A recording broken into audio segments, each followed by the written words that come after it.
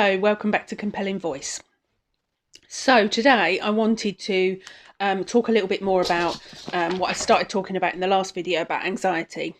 And I want to break it down into the categories of anxiety because lots of people suffer with anxiety, but you can break it down into different categories. So today we're going to talk about generalised anxiety disorder. This is something that can be diagnosed as a particular type of anxiety. Generalised anxiety disorder is where you feel anxiety a lot of the time, not just because of a specific event, which I think I spoke about in the last video. We can all feel a little bit of anxiety if we've got something happening, if we've got a job interview, or that's quite normal anxiety. And actually we can feel pressure around certain people and certain times. And it doesn't necessarily mean that we have a disorder. I suffer with it all the time. Certain things that are happening, it's quite normal to feel a little bit anxious. But if you're waking up in the morning and you've got this dread in your stomach, or you're worrying about things that you kind of know are a little bit irrational, then it's more likely to be general anxiety disorder. And it may be that you just need to take a trip to the doctors and have a little chat with them, or it might be something that's ongoing and long term. And there's a whole range of treatments out there, so it's always important to remember that all of these things can be treated. And it doesn't necessarily mean that you need to start popping pills every day. Sometimes you might just need to talk it through. And there's loads and loads of organisations, and I can pop some information at the end of the video of some contact numbers. And just talk to people. There's nothing wrong now in saying, I'm feeling a bit anxious, I just need a minute. So I'm going to talk you through a little strategy at the end of the video as well, once I've explained some of the information that I've got. And then we can talk through something that will just help you to kind of be in the moment, and hopefully it will help when you're feeling anxious. So let's get started. So one of the causes for GAD, or generalised anxiety disorder, is if you've got a history in your family of anxiety or depression, or anything that can kind of link anxiety, anything that triggers anxiety. I've got mental health issues within my family, and I'm sure most people have. You can kind of pinpoint someone that's a little up and down.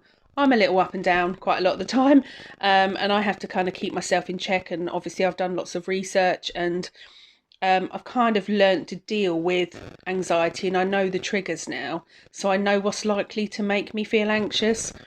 And I think when you've got the information, it can make it so much easier, because you're like, okay, this is normal, I'm not going crazy. And just now, as I first explained, GAD is not just feeling anxious if you've got a particular event. So if you're feeling ongoing depression and worry, because sometimes we can kind of think we're low or we're depressed, but actually it could be a little bit more than that. So it is important to seek some help and not try and just get through each day. I would probably say that if you've been feeling this kind of dread and worry for a couple of weeks, I would make the first call to the GP, and go with someone that's a support to you, a close friend or family member that you trust, or you can go on your own. Trust your doctor, that's what I would say. They will point you in the right direction, and it's fine to have a cry, and it's fine to spill the beans in there. It's all confidential, and hopefully they will then be able to at least monitor it, and start putting some things in place to help you.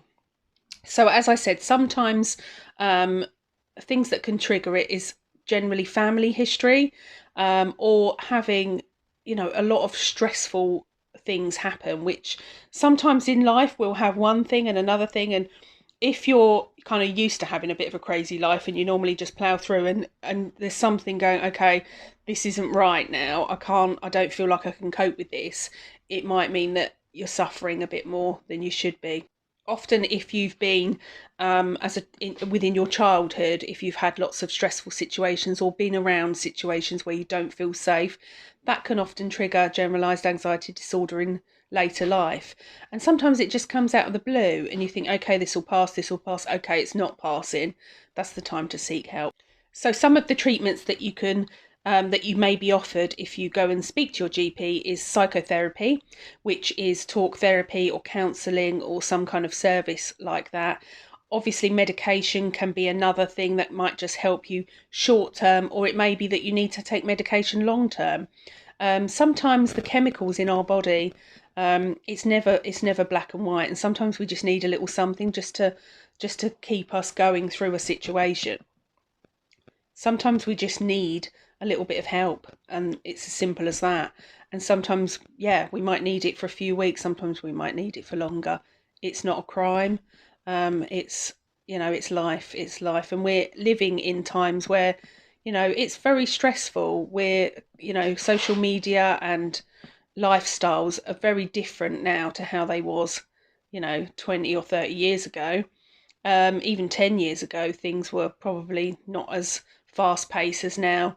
So, yeah, cut yourself some slack, because, to need to take some medication every day, if it makes you have a better life, then, why not do that?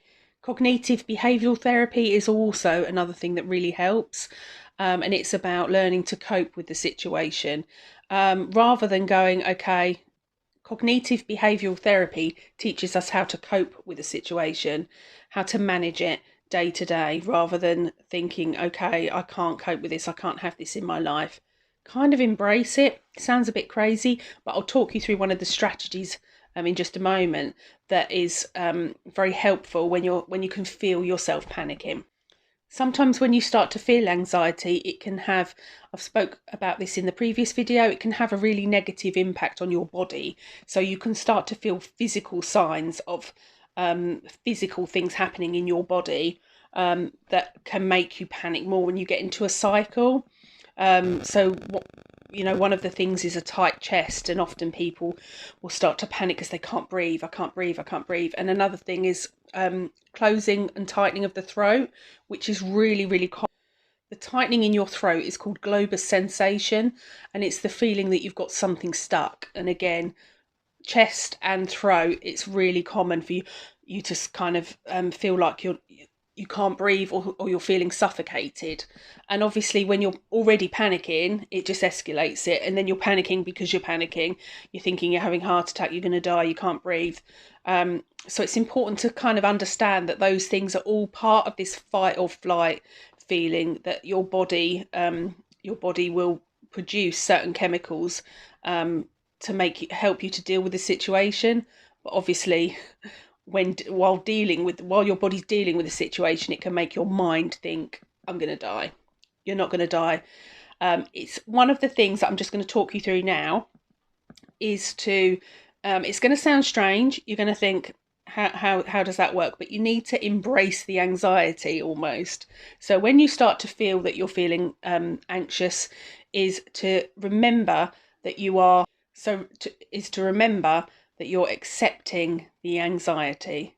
So you just say, I'm accepting the anxiety in your mind. Close your eyes if you need to. Just take a minute. All the time you're panicking and you can feel that happening, and you need to be in the moment.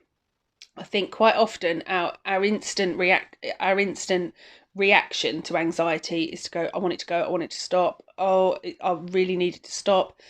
You need to embrace it for that moment. So you're in the moment. I'm in the moment. I'm accepting the anxiety. It will pass. And just say those things. I'm in the moment. I'm accepting the anxiety. It will pass. Doesn't always work, but it will certainly, if you keep practicing it over time, it's about you gaining control of the situation and you dealing with your anxiety. So you are controlling the anxiety rather than the anxiety controlling you. That sounds a bit crazy as well, because obviously you're not asking the anxiety to come, but it's not going to go quickly, so you have to embrace it. It's kind of like, if you can't change it, accept it. And that's short term what you need to try and learn to do. So that kind of concludes my short video on generalized anxiety disorder. As I've said, go and see your GP. Talk to Mind. That's an organisation that's widely available around the country, and there are lots. Citizens Advice can also point you in the right direction, and there's so much help. Don't suffer in silence. Do not suffer in silence. And if you're feeling not right, there's so much out there and so many people that want to help you. So I wish you luck and stay safe and stay happy. And I'll speak to you soon. Thanks.